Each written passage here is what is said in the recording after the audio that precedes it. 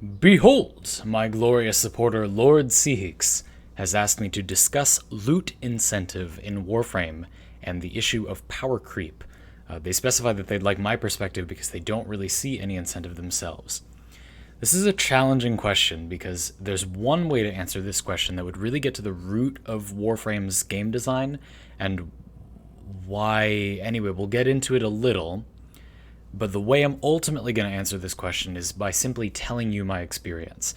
I think that there is a different way to approach this question, as I was saying, that involves really dissecting what makes Warframe tick as a game, what makes it work, why people want to play it. And I'm going to do that briefly now, but I feel like that is one of the more challenging questions that you could ask about Warframe.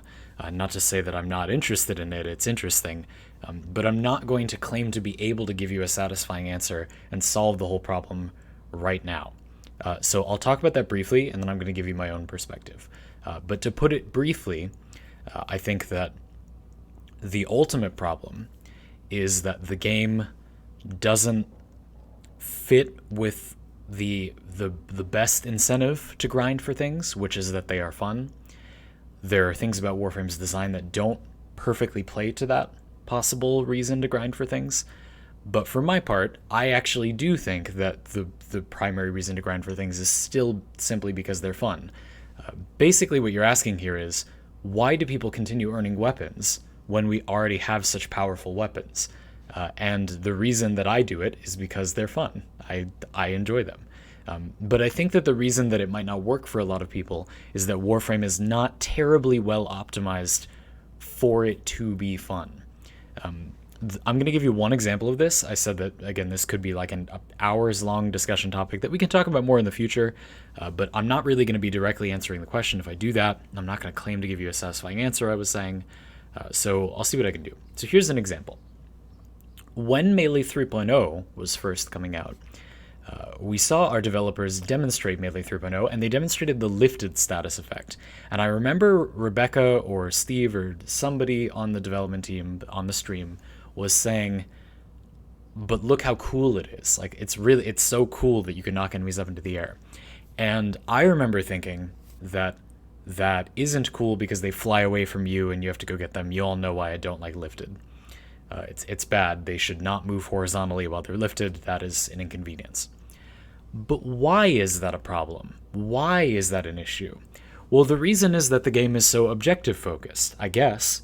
It's basically because we have specific objectives. And so when enemies fly all the way across the map, that is a fun idea, but it's in practicality an annoyance because we do need to go kill that enemy. One way to look at this issue is that Warframe's objectives are too strict, and if they were less strict somehow, again, this is the part that I don't have a good answer for you on how you would do this, but maybe it would feel more in place to just kind of have fun with enemies. I'm going to draw another similarity, as I have been recently, to Devil May Cry's combat. Why is it fun in that game to just murder enemies excessively? Well, it's because there's an objective that is built around you murdering them excessively. You get a little score counter on the side that tells you how much you're overkilling them, basically. And the game isn't built in such a way that doing that interferes with the gameplay. That's why it's fun. Or that's why it's only fun rather than also an inconvenience. So if you're confused, let me do that a different way. So I was kind of talking about it backwards. The reason, I think, that some people feel that there is no loot incentive in the game and that new weapons, new items are kind of power crept, and it's not worth earning things, even though obviously the incentive presented for earning the things is to have fun with them, is because the game isn't quite designed to focus on that fun. It's not like the game is trying to avoid you having fun. But I hope you can see how the objectives are kind of structured in a way where if you're in an exterminate or you have to kill a certain number of enemies, like throwing the enemy really far away from you is actively an inconvenience because you have to go kill usually that specific enemy, which is a little bit at odds with it being a horde shooter. We have, there are capture targets that are immune to a lot of this kind of stuff, a lot of the knocking the enemies about, the Tenno space program stuff. We have defense objectives where you do need to kill every enemy in the wave, stuff like that. And so because the objectives are more, if you want to say strict, again, that's just the best word I can think of, the game, it feels out of place when a mechanic is just fun and not like particularly effective. It feels like the game cares about that. It wants you to care about that to some degree. I don't think that on its own, the amount the game is asking you to care about objectives is a problem, but I hope you can see how that could cause the feeling that things that are weapons that are just fun are not useful. And yet it's like, but it's a video game, you're playing it for fun, right? How can this be? Maybe that's why. I hope that makes sense. I don't know that it entirely does. For my part, yeah, I mean, I still find it fun to just earn weapons because I like the way they feel. Melee weapons, that doesn't really work for me a lot of the time because they're just not different from each other in much of a meaningful way. But most firearms in the game, I find fun to earn and have on hand, and they do different things, There are other reasons too. A lot of them are powerful in some different way, and the only trouble is that it's in a pretty specific way.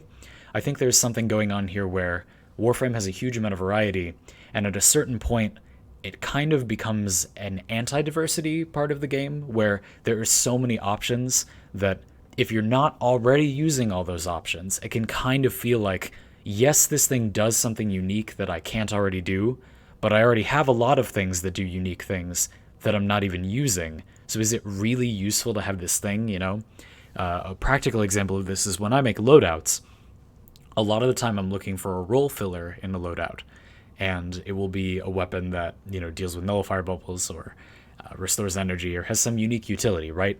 But there are enough weapons that fit those goals that I don't really feel limited, and generally you can even fit in multiple solutions to those problems if you so choose. So in other words, because a lot of weapons are unique, but not completely unique, they do things you want to do in Warframe, but, they're things you want to do, so multiple weapons do them. It can feel like adding this unique new toy to your arsenal doesn't actually add any gameplay experience because you already have so many, basically. And it's not filling a need. That's the thing. Yet, Warframe does have lots of specific niches, so why doesn't it feel like it's filling a need? We have Eidolons, which ask for very specific types of weapons and frames and abilities.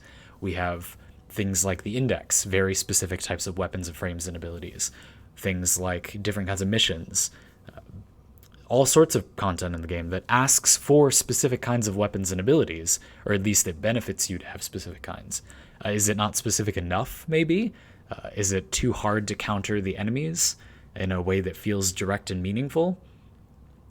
I don't know. A question that I have to pose to this issue, to add to this discussion, possibly to end this discussion, that's most of what I have to say, but it's a very complicated topic, is basically, so think about status diversity. One way that it could feel more relevant to have many different options for weapons, this wouldn't solve the whole problem, but it would might be a step in the right direction. It would make it feel like an ultra-specific weapon would feel valuable in a certain situation. It would increase the design space, if you want to say it that way, would be to make it so factions, or the things that were good against various factions, were more mixed. So what I mean by that is, when you fight an enemy with shields, in theory, you would like to just use Toxin and mow through them because it bypasses the shields. Viral is currently just better all the time, whatever, but imagine a status meta where there actually are things that are good for different things. Things have niches. Corrosive really is better against armor. Toxin, Magnetic are really worth using over Viral against shields, stuff like that. Just imagine that's the case. It was the case before, to some degree at least. It's just not the case now. So imagine that that's the case. It's a meta like that. The situation we would have is that if you're going into a Corpus mission, you just, in a world where you needed more power against those enemies, you just build all your weapons against Corpus. Now, a lot of people don't want to do that. It's not really necessary in the current state of the game. It feels like a bit of a hassle, etc. And it also means that weapons that are good against different types of enemies, it's like, well, they're just going to be good for the whole mission because it's that type of enemy for the whole mission. But if shields and armor and such were more mixed between factions, you would care more about having a weapon in your loadout that was specifically good against like one type of enemy. Something that is not common but which can be helpful in current Warframe is to have a weapon that's good against a certain key unit in a faction. So for example, you might have an AoE weapon against Infested, or not built specifically against Infested, but it's an AoE weapon, and one of the times when AoE weapons are not as powerful is when you shoot a group of Infested and there's an Ancient. If you radiation proc the Ancient, it doesn't protect the other Infested. So having radiation on an explosive weapon that has some AoE is good, because it has that added utility. You would care about that more if that was true in every type of mission, not just against Infested. But you sort of care about it frequently because you also care about killing bombards, which have alloy armor that's vulnerable to radiation damage. So an explosive weapon that's innately radiation is actually pretty solidly placed. It's not really bad against anything in a way that you are worried about it being bad against it. And it counters two key enemies in different factions. If you simply build corrosive onto it, it's good against pretty much everything, even though it doesn't explicitly have an advantage against Corpus. It will do more than enough damage. And against Grineer, it's good against all their types of armor. Against Infested, it will disable those Ancients that are protecting their fellows. Good stuff, right? Imagine more of that, like taking that to an extreme. Imagine there is this one Grineer unit that is in every Grineer mission that just has a lot of shields. They're squishy, but they have a lot of shields. You would then care about having prepared a weapon that had some toxin or whatever on it to bypass or deal with those shields, so that you could pull it out when you saw one of those enemies. Or I'll give you a slightly different example. It could be that it's not that they have shields, but you know Grineer Mannix? Maybe their invisibility or their teleporting gets disrupted by magnetic procs. That's just a little detail they could add to the game. And then so you bring a weapon with some magnetic on it, so when you see a Manic, you want to pull it out and hit them with it, right? That would add a feeling of specificity and diversity to the weapons, where you'd bring a tool that has a niche and the niche would be there. I think it's because those niches are too broad that it doesn't feel useful to do that. This would not completely solve the problem. I hope I drove that home enough before, but it would increase the amount of situations in which you'd want a very specific weapon or tool, which would help, I think. Let me know if you think that would help. This is a challenging topic because, again, I feel like for a lot of games, long ago, the game made a design decision that kind of trapped it into this relatively complex problem that it can't just easily get out of. I don't think it's true of just Warframe, or even necessarily true of Warframe, but I feel in this discussion something like that happening. It may be that were we to have all the information in the universe, we would lay out everything about Warframe's design and see, oh, here, 5 years ago, they started making a design decision that led to a point where now, basically, for the game to remain what it is, we have to have the problem of power creep. We have to have a problem of not feeling like there's a loot incentive because we have so many options, but we can't need many options at a time. The game just isn't built for it. I don't think that's necessarily true. I'm just saying that that is something that happens in various games. A good, simple example is if you've played Risk of Rain 2, the way the game is built simply doesn't allow for build diversity. The whole game is built around everything combining together into one kind of super build, the God Run of yore. And so because of that design decision early on, so much of the game is built to its core around that one thing that you can't go back anymore and make the game like have separate builds, or you have a run where you're getting more of this item so it has this completely different behavior to another run. There are definitely little combinations of items that you'll get in a Risk of Rain 2 run that will create a different feeling, but it's not like the mechanics, the interplay between the items has not completely changed. The game is kind of stuck because of that early development decision in a place where everything is going to work together in concert. That's just how the game works. And you can no longer go back. You would have to undo the whole game. You'd have to redesign the entire game to make it different. You could view Warframe as being like that. I don't know if I do. That is the complicated thing about the question.